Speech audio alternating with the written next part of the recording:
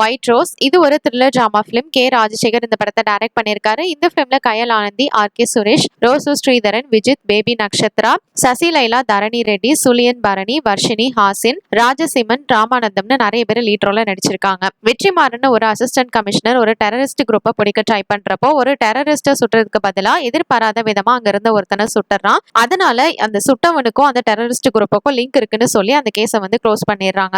அதுக்கப்புறமா வெற்றிமாறனை ஃபீல்டு ஒர்க்ல இருந்து தூக்கி கண்ட்ரோல் ரூமுக்கு மாத்திடுறாங்க. அப்போ ஒரு நாள் அவனுக்கு ஒரு கால் வருது. என்னன்னா ஒரு சைக்கோ கில்லர் ஒரு பொண்ணை கொல்ல பாக்குறான் அப்படின்னு சொல்லிட்டு அந்த பொண்ணு இன்ஃபார்ம் பண்றா. அது யாருன்னு இவன் தேடி பார்க்கும்போது இதுக்கு முன்னாடி ஒருத்தனை சுட்டிருப்பான்ல, அந்த அவன் சுட்டவனோட ஒய்ஃப் தான் அவங்க. சோ இது தெரிஞ்ச உடனே எப்படியாச்சும் அவளை காப்பாத்தணும் அப்படின்னு சொல்லிட்டு இவன் நினைக்கிறான். அதுக்கப்புறம் என்ன ஆகுதுன்றதா இந்த பிலிமோட ஸ்டோரி. இந்த படத்துக்கு சுதர்ஷன் மியூசிக் கம்போஸ் பண்ணிருக்காரு. எடிட்டிங் கோபி கிருஷ்ணா பண்ணிருக்காங்க. பூம்பரை முருகன் ப்ரொடக்ஷன்ஸ் ப்ரொடியூஸ் பண்ணிருக்காங்க. ட்ரெய்லர் நல்லா இருந்தது. பாப்போம் இந்த பிலிம் எப்படி இருக்க போகுதுன்னு. இப்ப இந்த படம் ஏப்ரல் 5 அன்னைக்கு தியேட்டர்ல ரிலீஸ் ஆக போகுது.